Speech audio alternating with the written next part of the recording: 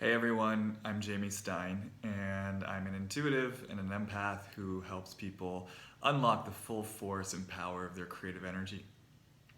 Um, Speaking of creative energy, I often get very creatively inspired first thing in the morning when I'm out walking my dog or out getting tea.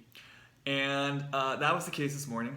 And I feel a lot moving through me. I'm feeling like a lot of information's coming through me. And so I wanted to experiment with just striking while the iron's hot and recording a few back to back videos with the information that's coming through. So, obviously I'm not very camera ready. I've not really planned this much at all, other than a few preliminary thoughts and senses of things that I can feel coming through my body. And I haven't even really framed the shot very well. So this is a real experiment in raw output. So the first thing that I wanted to talk about today is shame. One of the things that I notice with people and myself and my clients is we have an experience of shame where it often compels us to stay smaller than we really want to be. So we have a vision that we want to bring to the world. We have a way that we want to bring ourselves to the world, to bring our gifts to the world. And because of historical or past experiences with shame and messaging that tells us it's not okay for us to be in our essence or to be in our creative offering, we tend to pull back. And so a lot of the work that I end up doing with people, of course, is helping them to navigate their shame so that they can overcome it and bring themselves and bring their vision and bring their gifts to the world. One of the things that I noticed, though, in doing this is that people get very locked in to the way that they're going to be received once they bring themselves to the world. So meaning it really, really matters to them how the offering is received. If they were to be judged for what they were bringing, if there were people out there who had an issue with what they were bringing, if there were people who told them that they were wrong somehow for what they were bringing, that is something that would then cause them to collapse. What these people really want is they want not only to bring their creative offering to the world, but they want to make sure that it's going to be received by everyone.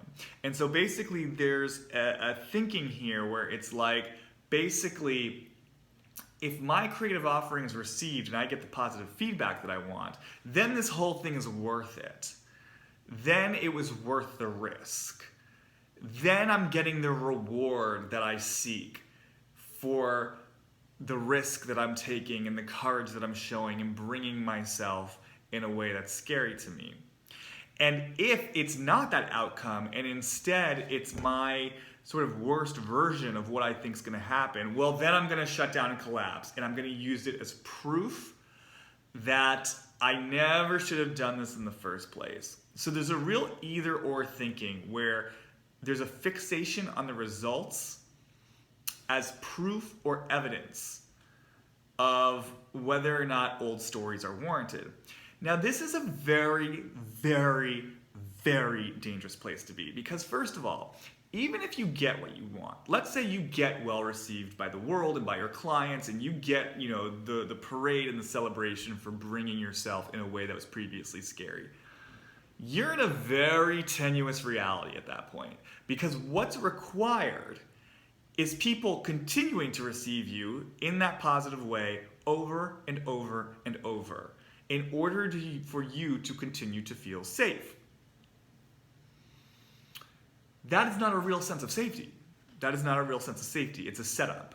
It's you actually just sort of, you're playing out the same story.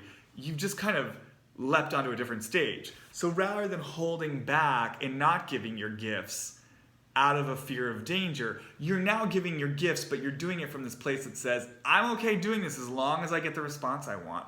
And that's actually very dangerous because if you're working with clients, you have an unconscious demand on them that they need to receive you in a certain way. or a fear of what will happen if you bring your true self to them and they don't like it. And so then you're going to modify your truth.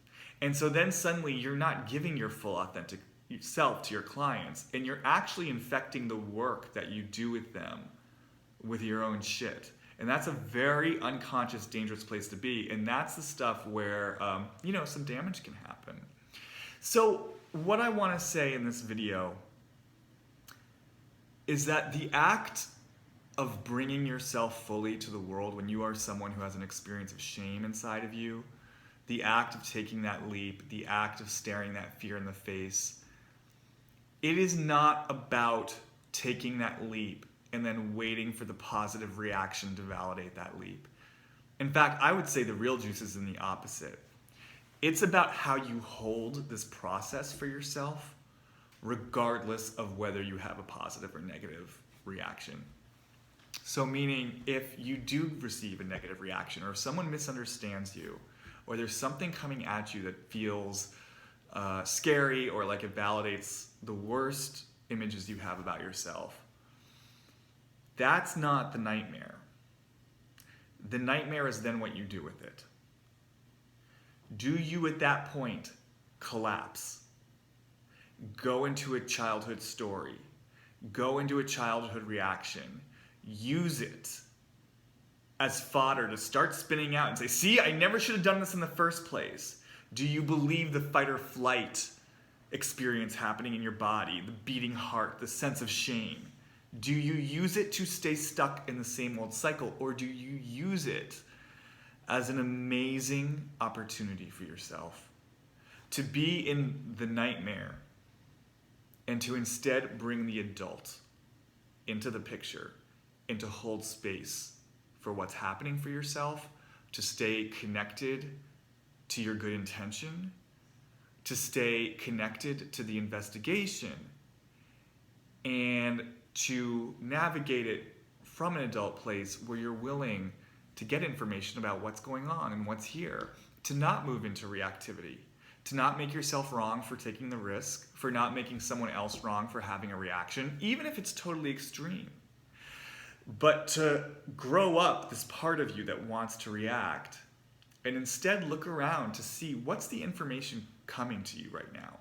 If you trust this process, if you trust what's happening, if you trust that there's something actually here to be healed and looked at, both within yourself and maybe in this relationship, what would that do for you?